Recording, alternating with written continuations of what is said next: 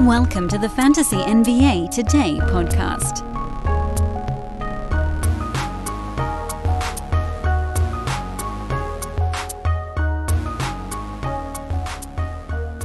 The All-Star break. Yep. It's here. Confound it. We got a week without fantasy sports. You know, every year running up to the All-Star break, I keep thinking, my brain needs a rest. And then it gets here and I'm like, nah, I didn't need that rest. That's baloney. I think we do our best work here on Fantasy NBA Today. Hi, everybody. Hello. Welcome to the show. I'm Dan Vespris. You guys probably know that by now. I think we do our best work here at Sports Ethos and on Fantasy NBA Today when everybody else is getting worn out. That's when we keep clicking. You know, it's like double overtime in an NBA game. Who's the player that still has just enough juice in their legs? Everybody's flailing. Everybody's coming up way short on their jumpers. And we're like, no, we're just going to get a little closer to the bucket. We're going to take it to the rack. We got a little bit left. That's, I think, when we do our winning. I think we did that during the COVID spike in mid to late December and into early January, when everybody else was throwing their arms up in the air in disgust and deciding they didn't want to play fantasy anymore. We said, meh, you know what? We're just going to find 4 of the damn best streamers that ever existed because, were they out there? And we pushed, and we took a team. Every team was beat up by injuries in COVID this year. And we pushed to get those streamers in. We pushed to win 6-3 instead of 5-4. We pushed to lose 5-4 instead of losing 6-3. And those little games along the way covered up for bad luck. Or if you had not that terrible luck, probably helped push you into that top 3. That's, I think, what's happening right now, is if we had games right now, we'd be like surging. We'd be pushing. And everybody else would be, I'm winded, man. I need a break. Nah. Who needs a break? Anyway, welcome to the show, everybody. As always, you can follow me on Twitter at Dan Vespris, or just Google search Dan from Hoopball, because, again, it's easier. For some reason, that still comes up a lot easier than Dan from Sports Ethos. At DANBESBRIS. SportsEthos.com at EthosFantasyBK. Almost 7,500 follows on that Twitter feed. That should be at about 30,000, frankly. It's the best damn Twitter feed for fantasy information available out there. It's probably the second fastest on the market and then the best analysis. And you put that together, a number 1 and a number 2, that's number 1. Because the one that's the fastest doesn't have analysis. That's how you make it faster. You just tweet out something that a beat writer just tweeted out. Which, I don't know. There's something that irritates me about just being an aggregator like that. Providing no additional value add and not actually telling anyone where you got your news from. It's a little sleazy. You know? Like the Sports Ethos blurb feed, the Roto World blurb feed, they link to where the information came from. So if you wanted to, like, follow whoever it was, Shams, Jerry Werfel, Jake Fisher, whoever is breaking the news on that given day, you'll see, this is where they found this news. But then there's these aggregators that just tweet out the news like they found it out themselves. Nah, man, I saw where you got it. It's beat writers. It's a beat writer. You follow a beat writer for every team or the team's PR feed, throw it all together, you're going to get the information as fast as any of these feeds. Actually faster, because then it hasn't been aggregated yet. Anyway, news of the morning, Anthony Davis. Actually, that was last night. News of the late last night. Today's Friday, by the way. You might be listening to the show over the weekend, but today's Friday. News of late Thursday night. See, there I did a better job of dating it. Anthony Davis set to miss at least 4 weeks. So the initial report from Dave McMenamin, which was that the Lakers knew he'd be out at least 2 weeks. That was before the MRI came back. It's a mid-foot sprain. And honestly, if he's back around 4 weeks, I would still call that a colossal victory, because that was a pretty gruesome ankle turn. Like, the top of his foot seemed to hit the ground. That's not right. Where the ankle... so mid-foot sprain for AD. Carmelo Anthony, first thing you do today, listening to this podcast, should be to go check and see if Carmelo is available in your league. That should be the first thing you do. I've been getting a ton of questions on Malik Monk. And so I went back and I did a little bit of a Malik Monk deep dive prior to hitting the red record button on today's podcast. And last time AD was out, Monk was pretty darn good. But it was imperfect because as other players started to surface, whether it was Trevor Ariza or, frankly, the more impactful one has been the improved play of Austin Reeves, who, of course, hit the sort of dagger three-pointer against Utah for the Lakers, whatever the hell, 2 days ago now. That has allowed Frank Vogel to run a slightly more defensive-minded lineup when he needs to. Like if LeBron is scoring, and if Russ isn't a complete disaster on a given night, and he wasn't terrible against Utah, they might be able to go without Monk for stretches. So you saw maybe they start Avery Bradley and Stanley Johnson. Maybe Trevor Ariza gets in there. Melo, when he comes back, is going to get a bunch of shots. Melo might be that weak defensive link that provides an offensive spark. Some nights. So this is the important part. Everything is about individual nights and longer term, in this case, 4 weeks, so a month for AD. Everything's about percentages. Let's say Carmelo is back on the other side of the All-Star break, which, by the way, we still don't know that he will be. I'm going to say probably, but hamstrings are tricky and Melo's old, so he might not. And if he's not back, then I do think Malik Monk is a grab. Problem is, I know we don't all have 2 roster slots available right now, so I can't just say, go pick up Monk and Melo and see who's healthy coming out of the break. I think Melo has the better path to value. He was really, really good the last time Anthony Davis was out, and pretty consistently. He was good like 2 out of every 3, 3 out of every 4 kind of ball games, which put him in that 75 range for a pretty good stretch of time.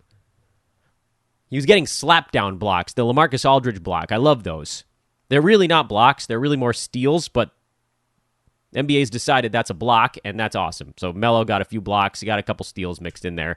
I didn't expect those to hold throughout the year, but they've actually held okay. Then there's the Malik Monk side, which basically is, if Melo's out, then Malik is almost definitely going to be in there a lot because they're going to need his scoring. Because LeBron obviously is going to do his offensive thing. Russ sometimes. And so there needs to be that third available player. When Melo's healthy, he is often that third available player. And when he's not, then that falls to Monk. And sometimes they can both be pretty good on offense. But again, percentages-wise, if Monk then is coming off the bench, which Melo would probably come off the bench as well, I'd assume the Lakers then would start either Monk at shooting guard or Avery Bradley and probably a bigger player. If LeBron is going to be center, they're going to need a bigger power forward. It's not going to be like LeBron and then 4 shooting guards. That's just not enough size on the floor. So Stanley Johnson or Trevor Ariza is probably going to be out there as well. Monk might be in the starting lineup at that point. And if he is, then I give it my blessing. If he's not, and the Lakers go something like Russ, Avery Bradley, Stanley Johnson, LeBron, maybe they go big and Dwight Howard gets a little bit of playing time, then I don't think I can start Monk. Because when he's coming off the bench, it's some of the time. 40% of the time, 50% of the time, he comes out and has a pretty good scoring game. He's also going through a weird free throw thing that I can't fully figure out. He's a good foul shooter, but he's deep in his own head at the line right now. So that's why I have Melo in front of Monk in the Lakers pecking order without Anthony Davis. As far as yesterday goes, Thursday evening, there was actually a few sort of last things I wanted to cover here going into the All-Star break. We're also going to do later in today's podcast. We're going to break down some of the All-Star weekend stuff because there are a few odds I want to throw out there. But very quickly here on Thursday night, Charlotte, we've been trying to track what's going on in the front court there. It seems P.J. Washington and Montrezl Harrell, each of those guys is startable while Gordon Hayward is out. It's going to be, I would assume, a few more weeks, so we can reassess at that point. Washington is a very large question mark, and this game showed why I was worried about Aul Neto, who then I finally said, look, it looks like maybe Neto's going to get this job. And then immediately they went to the bench unit, which was playing better. Ish Smith got the 27 minutes. Neto got 21. It flipped. Neither one of them ends up as a value. If this is a 50-50 thing, Neto's not good enough getting starters minutes 60 to 70% of the time. He needs to get them every game. to post fantasy value. So, no. Thomas Bryant, no. Daniel Gafford, I know our guys at Sports Ethos are higher on him. They're higher on him than I am. I don't usually go against my fellow Ethosians, but in this one, I just think Washington doesn't care. It's dumb. It's very DeAnthony Melton-like, where there's a team who has this unique player, but doesn't really see the benefit in playing them more than they are. Plus, Kristaps Porzingis isn't even back yet. Throw him in the mix at, if he's going to play power forward sometimes, but there's going to have to be some Porzingis center minutes, so that takes a few more off the table. They don't want to move Kuzma down to small forward. He's been too useful at power forward this year. He's one of the guys that they're actually kind of building around a little bit. So I'm out on all of the Washington centers besides Porzingis, obviously. Kuzma, you can stick with. He's been good all season. This was not a great ball game for him. Actually quite awful, come to think of it, but he'll be fine. And then the other question is Denny Abdia, who had another decent ball game here, well-rounded, sort of a roto-friendly line. I'm still kind of sitting on the fence with Denny. You could start him, and I don't see him getting any lines that make your eyes pop. Like, there's just no upside. The floor is fine. The floor is like top 150, which is decent enough. The fact that he's not going to be a total disaster on any given week. But I just don't see him, I don't know that he's going to have a week where he posts top 60 value. And so when you're hunting for guys with, we talk about it all the time, with this quote-unquote upside, you're looking for the guys that can have an individual game or an individual week where they average, for Denny, who's a wing coming off the bench, maybe he averages 14, 15, 16 points and 7 rebounds and 3 assists and a steal and a half and a block and 2 3-pointers. That's not happening for him because he doesn't really shoot. He's not really heavily involved in the offense, almost at all. Begrudgingly.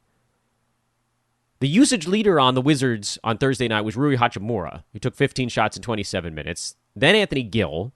Then Daniel Gafford, believe it or not, who got 5 shots in 13 minutes. Then Thomas Bryant. Then Kyle Kuzma. Then Aul Neto. And then finally Denny Abdia. He just needs to be a bit more involved. 31 minutes. I got to see a guy taking more than 10 shots in 31 minutes. Or if it's only 10 shots, I need 4 assists. That he's making the pass that leads to the bucket. This was a good offensive game for the Wizards, and there wasn't any obvious play here. They had 7 players who were sort of kind of in double figures, a lot of between 12 and 16, basically. And then Rui Hachimura had 20, but nothing else at all. So that's why I'm on the fence with Denny. I'm okay with it as an ad, but to me, he profiles as king of the streamers type, much like his teammate KCP is kind of that king of the streamers zone, which is fine if they have a really good head-to-head schedule in a given week, but I don't think I can risk blowing a Roto Games cap on him. On the Brooklyn side, LaMarcus Aldridge seems to have sort of jumped over Andre Drummond, at least for a night. I think they can each be rostered. I'm good with both of those guys being on fantasy tables, and Brooklyn, of course, will have more players in the mix when we come out of the All-Star break, most likely. I guess we would think Ben Simmons. Kevin Durant is not quite ready, but then they'll have some road games, and Kyrie will be involved, and it's going to be messy. Dallas, we saw Spencer Dinwiddie played 30 minutes here for Dallas and didn't do much with them. That's generally the thought there, which I guess is good news for Jalen Brunson because there was a fear he might lose some, and so far he hasn't lost some. Buy low on Brandon Ingram. That's my thought on the New Orleans side. 12, 5, and 8. Took 21 shots. They didn't go in. He's in a slump right now while he figures out what his spot is with CJ McCollum, who's dominating for the moment. But this is a great opportunity. Brandon Ingram, remember, started the year at a top 115 clip. Then he went on about a 2-month run in the top 40 range where he was brilliant. And then, now, with McCollum around, he's back outside the top 100. And so on the season, he's hovering around 80, which I think if you can get him for someone also ranked near 80 or 85, I think you do it. I believe he figures this out at some point between now and the end of the year. Hopefully sooner than later. And add Jackson Hayes. Back in the starting lineup, Davonte Graham now is going to be sort of a bench gunner for this team, although he still only took 6 shots. Blech.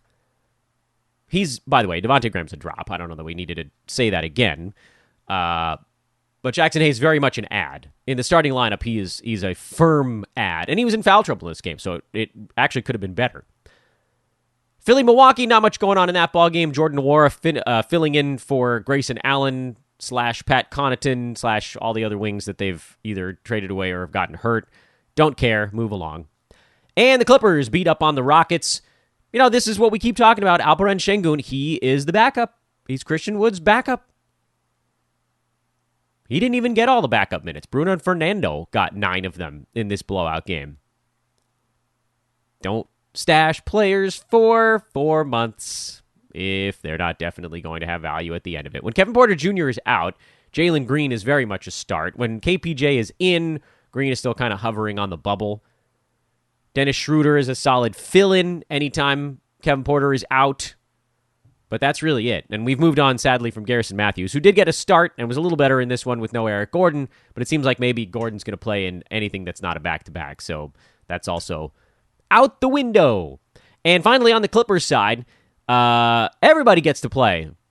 Luke Kennard, Isaiah Hardenstein, Marcus Morris, Terence Mann, Reggie Jackson, Ivica Zubac, Amir Coffey, Nick Batum all played between 20 and 28 and a half minutes in yesterday's ball game. 14 for just the poor Rob Covington, who somehow didn't get to 20 minutes. By the way, Covington's a drop. He's just not going to get the minutes consistently with the Clippers, and he's not going to average 2 steals and a block in only 17, 18 minutes a game. It's just not going to happen. What do we do? I'm actually tempted to just keep going with what I was going with before, which is Ivica Zubac is a safe double-double guy. Reggie Jackson is getting assists now. Those are the 2 dudes that I think are pretty consistently, like if you gave him 2 to 3 weeks in this Clippers build, they would be most likely inside the top 110. I don't know that any of these other guys would end up inside the top 110 over, call it a month. Kennard had a really hot shooting game, but he was only rosterable when he was going to play 30-some-odd minutes and get consistently 14-ish shots a game, so you can't expect that to happen again. Isaiah Hardenstein had one of the fantasy lines of the year here in 25 bench minutes with 8 defensive stats, but when the Clippers are in a tighter ball game, he seems to only play about 12 minutes, so can't trust him for a month. Marcus Morris and Terence Mann are your sort of on-the-fence guys, where Mann has played better lately, but has still remained wildly inconsistent. And Marcus Morris has scored better lately. But outside of this ball game, a lot of his other stuff has gone away. Also, it's great to play the Rockets defense. So I'm still with Zubac and Reggie Jackson. Morris and Mann are probably your head-to-head streamer types, and that's about as far as I would go. I thought maybe Nick Batum was starting to come around, but then, again, in a blowout, his minutes are going to be lower. If things are not clicking, he needs to be on the floor. He's in that classic old man build type of player where the Marvin Thad line, I need him out there for 28 to 30 minutes or there's no way he's getting fantasy value. He's going to slowly accrue them with low usage, rebounds, assists, steals, blocks, some three-pointers on good percentages, but he's not going to go blow things up in 18 minutes. That's why he's on the outside looking in as well. Hey, last reminder for the week to check out our buddies at thrivefantasy.com. As I mentioned on yesterday's podcast, if you hit me up on the Twitters, I've got a prize for you if you want to try out Thrive Fantasy. So bug me on Twitter at Dan Besbris, DanBesbris. Thrive Fantasy is a daily fantasy site that's built on prop bets, overs, and unders. It's so much more fun, in my estimation, than traditional DFS. Maybe you guys think I'm wrong. Even if you like traditional DFS, give it a look-see and check and hit me up for the prize. Because maybe you'll get to, win the prize and mess around with it on the house. Wink, wink, nod, nod. At Dan Besbris on Twitter. Send me a note that just says, hey, Dan, heard about the prize. And I'll DM with you. Super easy. DanBesbris. Prop up. We've got guys on our DFS team that are racking up dollars right now. You might as well follow them and win some money too. It's a different pitch today, I know. But come on. Do it. Do it going into the All-Star break. Perfect time for it. You got nothing else going on. Takes 75 seconds to sign up at Thrive and use our special code. Oh, yeah, don't sign up beforehand. I got to make sure I can get you guys the code. It's in the description of this podcast. Has been, actually, for every show we've done over about the last 2 months. Thrive Fantasy link. Go look in the description. Pause it. Check it out. Go do that now. NBA All-Star Weekend. What do we have here? Well, there's the Rising Star Tournament. And nope, not making a play on that one. So throw that one right off the board. We're going to start with All-Star Saturday, the Skills Challenge, which is brand new this year, by the way. The teams, there are 3 of them. There are rookies. There's the Antetokounmpos, all of them. They're rolled up together. Forget. I'm blanking on the third one. That's upsetting. Oh, well. Sorry to the third Antetokounmpo. Thanasis, Giannis, and what's wrong with me? Oh, well. Brain fart. And the Cavs. There's some Cavs. And here's the thing. Right off the top, you'd think, surely the Team Cavs or Team Antetokounmpos are going to have a big edge in this. But they each need to be involved. So, 2 of the Antetokounmpos are not all-world basketball players. They're just very good. And on the Cavs, you have one player in Darius Garland who's extremely skilled. But then, Jared Allen, they all need to be pretty good. The rookies, interestingly enough, have a team that is well-rounded compared to the other ones. By the way, Evan Mobley is the other Cavalier, who's also very, very skilled, but in a different way. And the rookies are Scotty Barnes, Cade Cunningham, and Josh Giddey. That's really good. Alex Antetokounmpo. Did any of you guys actually know that? Some of you. One of you probably did. I didn't. The third Antetokounmpo. So there's a shooting round, a passing round, and a relay round. The relay round is going to be a lot like the old skills competition. The shooting round, I think, is going to make a team with a guy like Jared Allen struggle because he's going to have to do most of his work close to the bucket, and the higher point value stuff, really, Garland can step out there, Mobley a little bit. And then with the Antetokounmpos, none of those guys is all that great of a shooter. I'm sure they'll be, Giannis is fine when nobody's guarding him. And for the rookies, there you go. Josh Giddey, not that great of a shooter. Barnes, not that great either. But again, all of those 3 guys, they can each do interesting things. And as a result, the rookies are the favorite. They're minus 160 to win this thing because they also have a couple good passers on the rookie team in Cade and Giddey. And as a result, unfortunately, I don't know that there's a ton of value there. I also get the feeling that the rookies probably want this more than the other ones, although I'm sure the Antetokounmpos would love to have a trophy to share, the 3 of them. I would say to bet rooks at minus 160, but I don't think that there's a whole lot of value there. So I'd probably leave this one alone. Rookies as the favorite, or probably nothing. 3-point contest. 8 competitors this year. Freddie VanVleet, Trae Young, Patty Mills, Luke Kennard, Desmond Bane, Zach LaVine, CJ McCollum, and Karl Anthony Towns. By the way, I got to talk to my buddies over at MyBookie because they've got Zach LaVine spelled wrong. They've got it Levine, which is like the Levines of my ancient peoples. This one's a really good one. Freddie VanVleet's the betting favorite at plus 400, so everybody's a dog. Trae Young at plus 425, same deal for Patty Mills. Luke Kennard at plus 550. Desmond Bane, 6-1. LaVine, 750. McCollum, 8-1. And Karl Anthony Towns, 10-1. Towns, of course, being the long shot there, you can probably wipe him off the board. There's almost no way that he beats these guys in 2 rounds in a row. Also, I think you probably wipe off CJ McCollum as the second biggest dog. And then with Zach LaVine dealing with injuries, I'm tempted to wipe him off the board as well, which unfortunately means that I've eliminated the 3 least likely competitors. Do we think that Freddie VanVleet can get hot at the right time? Because he's a little bit more streaky than these other guys. I'm inclined to say no. Patty Mills at plus 425 is interesting. Trae Young is another guy who's going to have to get hot. He's also very streaky. If he gets hot, though, he could run away with this thing. Notice there are no Warriors in it this year. Luke Kennard, sneaky, excellent 3-point shooter. I think he's going to be a tiny bit overwhelmed.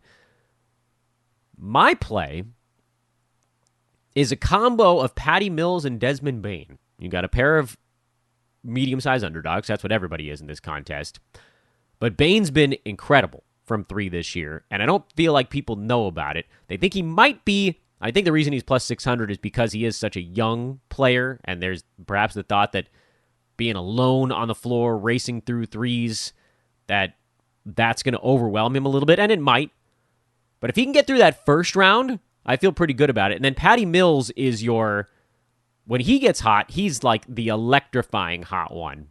And that's why I like Patty, because to me, he could catch lightning in a bottle the way that, some of these other guys can, but at plus 425, kind of the third down the board, I like it. I don't like Van Vliet all that much. He might stick it in my face. I considered Luke Kennard. He's an excellent three-point shooter. I don't know.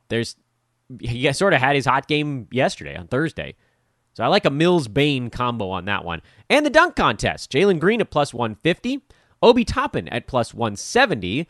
Cole Anthony at plus 350. And Juan Toscano-Anderson at plus 600, who I don't think stands a chance. So I'm wiping Toscano-Anderson off the board. I've whittled this thing down to the top three, which is Green, Toppin, and Cole Anthony. To me, this one's going to come down to creativity. Big men tend to have a slightly tougher time with that element. And I love Toppin. He's a hell of a leaper, but he's off the board for me. So this one's between Green and Cole Anthony. And I think when it comes to creativity, I'll give it to Anthony on the Magic. I think he wants to win this thing. My fear is he's been dealing with a sore ankle for a while, but at plus 350, so the second, basically the third on the board, not at all the favorite. I like the value there. And if you wanted to combine him with Green and split a unit in half, I'm fine with that. Because if those guys advance, you could hedge if you wanted to. Whatever. I don't know if there's going to be live betting on the dunk contest. I take that back. That might not be a thing that exists. But I think Cole Anthony is going to be pretty creative with his stuff. I like Jalen Green because he's probably the best leaper of the bunch and has the right frame for it. That's another thing. Like, certain guys just look different when they're dunking, and that makes a pretty big deal in how they get judged. But I think Anthony's going to come with something interesting. That's where I'm at with this one. So I like Cole Anthony in the dunk contest, and I like Jalen Green, who unfortunately is the betting favorite there, as the second one. And finally, the All-Star game itself. Team LeBron, Team Durant. Team LeBron is a minus 5.5 point favorite with a total set at 321. Oh my God. Oh, I thought it was fun to look at that on paper. Last year's game, by the way, ended at 320. So pretty sure that they're just setting that total on last season's number, which, by the way, did kind of hunker down a little bit in the fourth quarter, slowed down. Team LeBron won it 170 to 150. I think you go basically, and remember they did a draft, so it's not East and West anymore in the All-Star game. I actually believed it was easier to handicap the All-Star game when they were split by conference, and you didn't have to try to remember who the crap was on each team. But I'll read them off for you right now. Team LeBron: Giannis, Steph, DeMar DeRozan, LeBron himself, Nikola Jokic is a starting five, with Jared Allen, Jimmy Butler, Luka, Darius Garland, James Harden, Donovan Mitchell, Chris Paul, and Freddie Van Vliet. Team Durant: KD, who's the captain and won't play, obviously nursing an injury, Embiid, John Morant, Jason Tatum, Andrew Wiggins, and Trae Young. And the reserves are LaMelo Ball, Devin Booker, Rudy Gobert, Zach LaVine, Chris Middleton, DeJounte Murray, Kat, and Draymond Green, who's also not playing. LaMelo and DeJounte were the ones who got in for Dre and KD. On paper, Team LeBron is simply a better collection of offensive talents. Team Durant has Gobert, who's the only player on this roster that might try to play a little bit of defense. Team Durant also has Ja Morant, who I believe is going to take this game kind of seriously. And actually, I don't see NBA All-Star Game MVP odds. Where the hell's that? If you can find All-Star Game MVP odds, I don't know why they're not out here. Maybe they'll pop up in the next little bit. I would take Ja. Specifically because he's starting. That's what you really need. Someone who's in there and can get nuts right from the beginning. Love Ja Morant as the All-Star Game MVP. And to that reason, I like Team Durant to cover. I don't think I'd bet them money line at plus 180 because at the end, everybody's going to be trying to make that last shot. But I just get the feeling that Morant is out there and he's not going to let this game open up to a 15, 20-point lead the way that some have in the past. You've got to find that guy with the Kobe-like hatred of losing in an all-star game. Like, this is not a game that should be taken seriously, but find the guy on the table that's like, this dude's going to take it seriously. And I think that's Ja this year. I don't see anybody on Team LeBron, at least not in the starting five, probably not any of them, that's going to take this game seriously. And then Team Durant has Morant, who I think takes this game seriously. I think Gobert probably takes it kind of seriously. And I think maybe some of the new guys like DeJounte Murray, he'll take it somewhat seriously. And that's why I think they cover. I like Team Durant catching 5.5 points. As far as the over-under, I haven't a clue. I mean, 320 is probably a pretty good number for it. You just never know. Like, they're gonna go crazy, and if they go crazy for an extra 2 minutes in the fourth quarter, it goes over. If they don't, it stays under. So I don't like the total very much. I like Team Kevin Durant as the underdog because they don't have as many superstar names. But do you need them in the All-Star game? Don't you really just need the one person who wants to win? That's where I'm at with it. Next week, back here on Fantasy NBA Today, we don't have any weekend reverse chronological lightning round to do on Monday. We will, however, recap All-Star Weekend and any news that comes out from the NBA on Monday's show. And I believe at some point early next week, we'll be talking to Alex Ricklein, one of my good buddies, and we'll try to get Adam King back on the show as well. It's not a first half anymore. All-Star break is well past the first half, but a little All-Star break review. How has the NBA season gone so far? How do you shape things up now as the playoffs approach in your fantasy leagues? And a shout out, as always, to our buddies at expressvpn.com who have been telling you all week to try them out. expressvpn.com/hoopball. Get 15 months for the price of 12 using that specialty link. That's also, by the way, in the description of this podcast at expressvpn.com/hoopball. Protect your privacy, and then, as I've said before, more importantly, be wherever you want to be. That is to say, don't let the internet know specifically where you are. Because the internet, the magical internet, can throttle you down, can keep you from doing and seeing the things that you'd like to based on your location. That's idiotic. And to me, I don't want you guys thieving anything, ever. That's not the way we operate. But if you're paying for a service, you should be able to use it the way you want to. And ExpressVPN allows you to do that with streaming services from A to Z, every damn one of them. Check it out. It's a really neat service. Super easy to use on all devices. Just boot it up, hit one button. You can be wherever you want. expressvpn.com/hoopball. Check them out. And a thank you, as always, to manscaped.com, who, by the way, they sent me their new lip balm. Super cool. Really impressed. I like that they're adding a couple of things here and there. Couple things back on the menu at manscaped.com. Use promo code ETHOS20 to get 20% off and free shipping on whatever you want over there. The lip balm is quite affordable. And if you want it with 20% off, that's how you do it. ETHOS20. MyBookie.ag. Code there is hoopball. All one. I know it's hard to keep track of all of our codes, but really today, I want you guys checking out ThriveFantasy.com and the Thrive Fantasy app. And if you want to get a prize, all you got to do is bug me about it ahead of time. At Dan Bespris. You guys know the drill. This is Fantasy NBA Today, a Sports Ethos presentation. Enjoy the All-Star Weekend. We'll talk to you again on Monday. No rest for the weary here in the world of podcasting. So long, everybody.